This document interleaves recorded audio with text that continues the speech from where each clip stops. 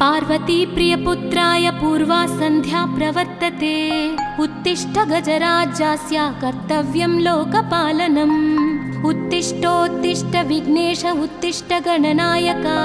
उत्तिष्ठ गिरिजापुत्रा जगतां मङ्गलं कुरु। श्रीकाणिपाकवरसिद्धिविनायकत्वं प्रीत्याद्य जागृहि कुरु प्रियमङ्गलानि। त्रैलोक्यरक्षणकराणि महोज्ज्वलानि। श्रीमद्विनायक विभो तव सुप्रभातम्। श्रीमद्विहारपुरवास शिवात्मजाता कूपोद्भवाद्भुतविलास स्वयंभुमूर्ते। श्रीदेव शङ्खलिखिताश्रितपादपद्मा श्रीमद्विनायक विभो तव सुप्रभातम्। श्रीनारिकेळवनशोभितपुष्टिगात्र क्षीराभिषिक्तशुभविग्रह तत्त्वमूर्ते। दिव्याङ्गमूषिकसुवाहनमोदरूप श्रीमद्विनायक विभो तव सुप्रभातम्। श्रीकाणिपाकवरभूतलवासतुष्ट हे आदिपूज्य अरुणारुणभानुतेज। प्राचीदिशाम्बरमिदं रविकान्तिनिष्ठं श्रीमद्विनायक विभो तव सुप्रभातम्।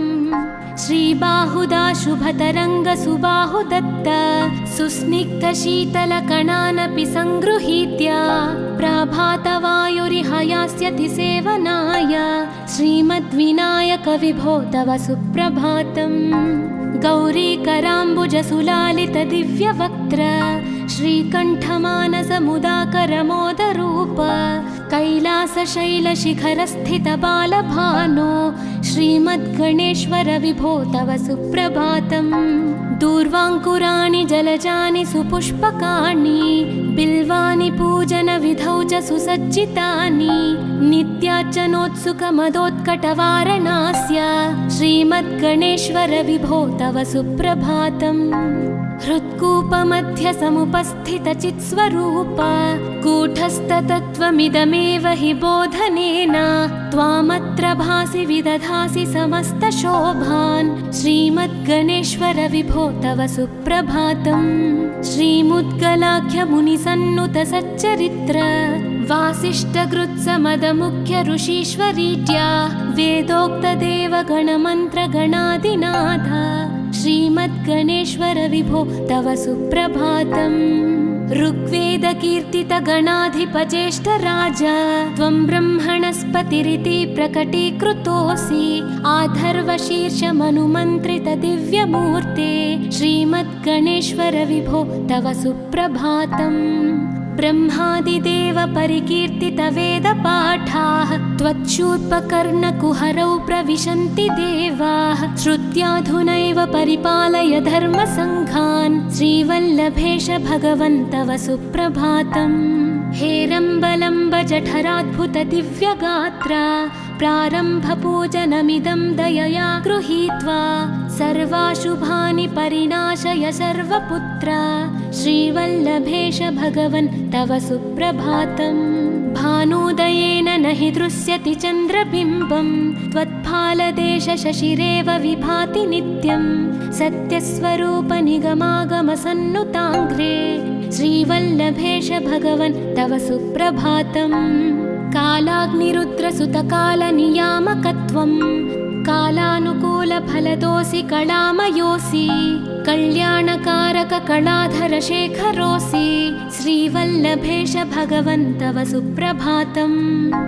उग्रस्वरूप रिपुनाशक उग्रपुत्र सौम्योऽसि सोमविनुतोऽसि प्रशान्तरूप। सर्वेश सर्वफलकारक सर्वमूर्ते श्रीवल्लभेश भगवन् तव सुप्रभातम्।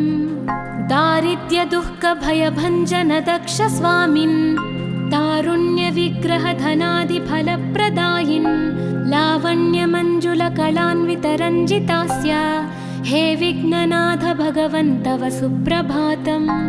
गम्भीजतुष्टगणराजगकार पूज्य गान्धर्वगानपरिवर्तितनादमूर्ते गाङ्गेयगण्यगणिताधिककलास्वरूप श्रीमद्विनायक विभो तव सुप्रभातम्। मूलादिचक्रनिलयोच्युतयोगमूर्ते त्वामादिदेवमनुचिन्त्य तरन्ति भक्ताः रागादिदोषपरिहारकवेदवेद्य हे विघ्ननाथ भगवन् तव सुप्रभातम् लक्ष्म्यादिशक्तियुतशक्तिगणेश्वरोऽसि दिव्याक्षरोऽसि शुभमन्त्रविराजितोऽसि तन्त्रादिभिर्नुतनतेष्टतवल्लभेश हे विघ्ननाथ भगवन् तव सुप्रभातम् नागोपवीतधरनाथ विनोदचित्त नागास्य नाशित महाघनतानुरक्त आनन्दतुन्दिलतनो बहिरान्तरस्थ हे विघ्ननाथ भगवन् तव सुप्रभातम् भद्रे भवक्त्र नवभद्रद भद्रतेज रुद्रप्रियात्मज मदद्रव शक्तियुक्त आद्रीशजा मधुरवत्सलता निधान हे विघ्ननाथ भगवन् तव सुप्रभातम्